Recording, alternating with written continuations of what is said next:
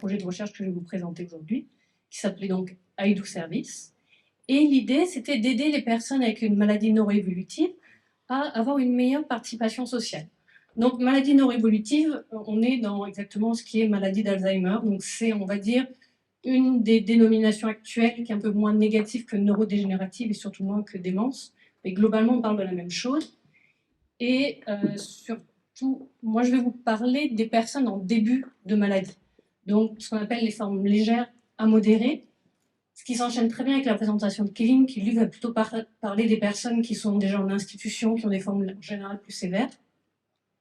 Mais dans mon cas de figure, ce sont des personnes qui vivent chez elles dans ce qu'on appelle la communauté. Donc, je vais vous donner un contexte qui est lié au Royaume-Uni, mais globalement, on a la même chose en France. Donc, au Royaume-Uni, environ 2/3 des personnes avec une maladie neuroévolutive vivent chez elles. Pourtant, environ 50% d'entre elles rapportent se sentir seules, isolées.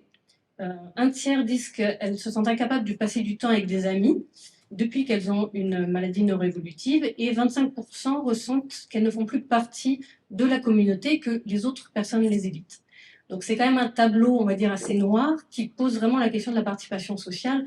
Et dans ce contexte-là, on n'est pas étonné que de plus en plus d'études qui s'intéressent à ça, parce que finalement on l'a mis de côté, parce qu'il y a eu un gros focus sur les formes sévères de la maladie d'Alzheimer, par exemple, qui est la forme la plus courante de maladie neuroévolutive. On s'est focalisé là-dessus, où il y a une perte d'autonomie qui est très grande, sauf qu'actuellement, on est vraiment on met en avant l'importance d'un dépistage précoce de la maladie, et il faut se poser la question de qu'est-ce qu'on offre aux personnes comme possibilité. C'est-à-dire qu'un diagnostic de maladie d'Alzheimer, c'est pas anodin. Ça pose vraiment cette question-là de comment améliorer leur qualité de vie. Et justement, ces personnes rapportent qu'elles aimeraient avoir plus d'opportunités de mener des activités par elles-mêmes, de continuer à apprendre de nouvelles choses, à être créatives, et aussi donc d'avoir des contacts sociaux et de se sentir utiles aux autres. Donc, une activité significative, c'est un terme un peu spécifique pour juste distinguer qu'est-ce que nous apporte une activité. Parfois, on parle d'activité de loisir, mais finalement aussi, on a des activités qui sont significatives pour nous, donc je vais revenir sur cette définition juste après. Et parfois, les personnes avec une maladie neuroévolutive vont avoir moins d'opportunités, tout simplement parce qu'elles vont avoir un changement de leur capacité cognitive, attentionnelle, peut-être aussi un manque de motivation, peut-être plus d'apathie, donc lié à la maladie. Aussi le regard des autres, donc on parlait de l'image très négative de la maladie d'Alzheimer, c'est bien sûr pas du tout une partie de plaisir, mais à nouveau, on est vraiment focalisé sur les dernières étapes de la maladie que beaucoup de personnes n'atteindront pas, puisque étant déjà très âgées, elles vont mourir en fait avant d'arriver à cette étape-là.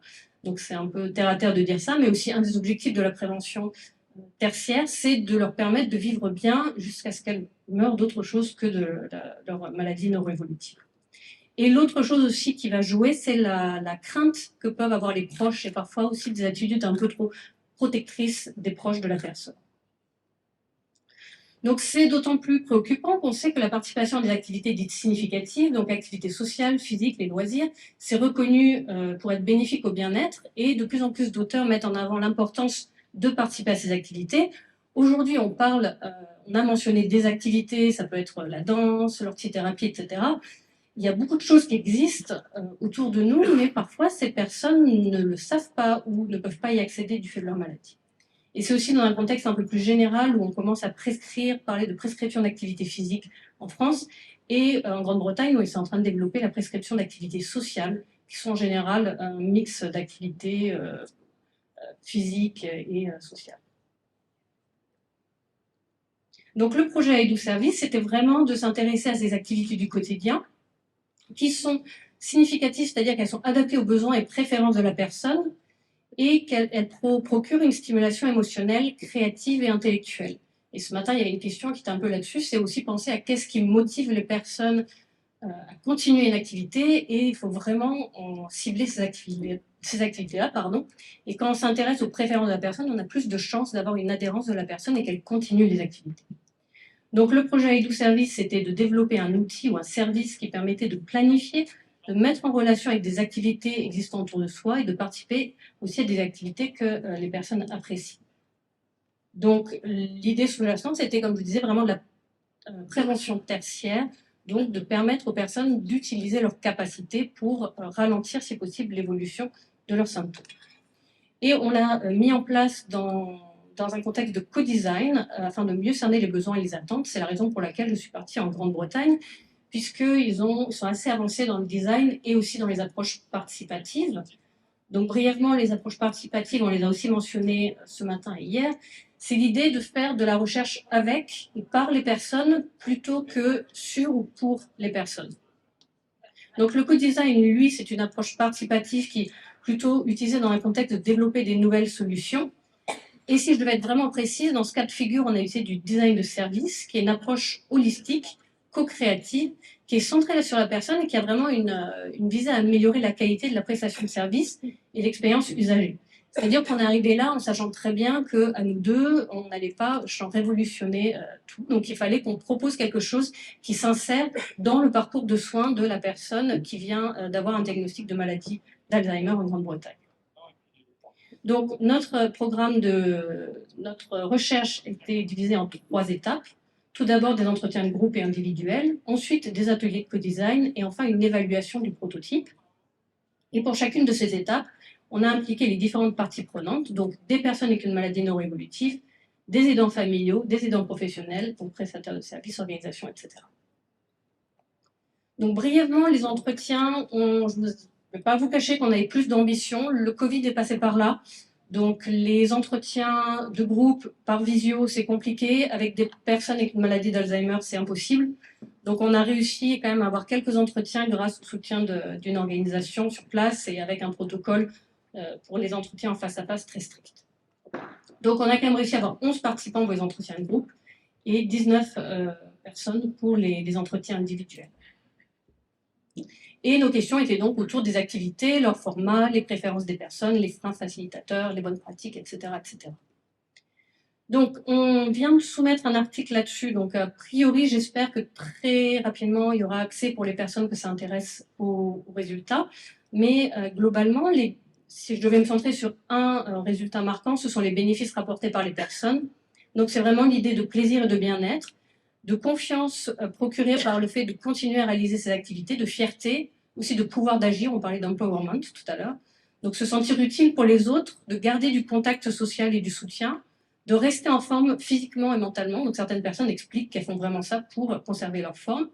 Il y a aussi une continuité, c'est-à-dire que j'aimais ça avant mon diagnostic de maladie d'Alzheimer, donc je veux continuer à faire les mêmes activités.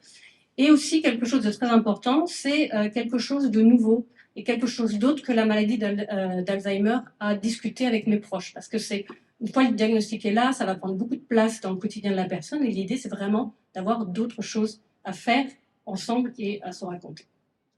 Donc les participants suggéraient, parmi d'autres choses, qu'ils aimeraient tout simplement avoir l'opportunité de participer à plus d'activités sociales et culturelles, du genre manger au restaurant, aller au cinéma, etc.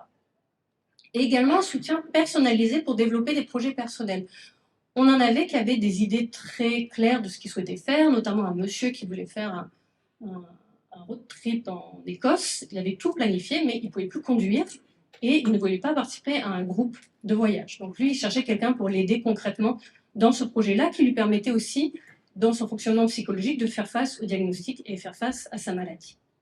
Et l'autre chose qui est apparue régulièrement, c'est le souhait d'avoir des opportunités adaptées pour faire de nouveau du bénévolat, ne serait-ce que pour prendre contact à une association, découvrir un peu comment ça se passe, et une fois qu'on a pris ses marques, se lancer un peu plus tout seul.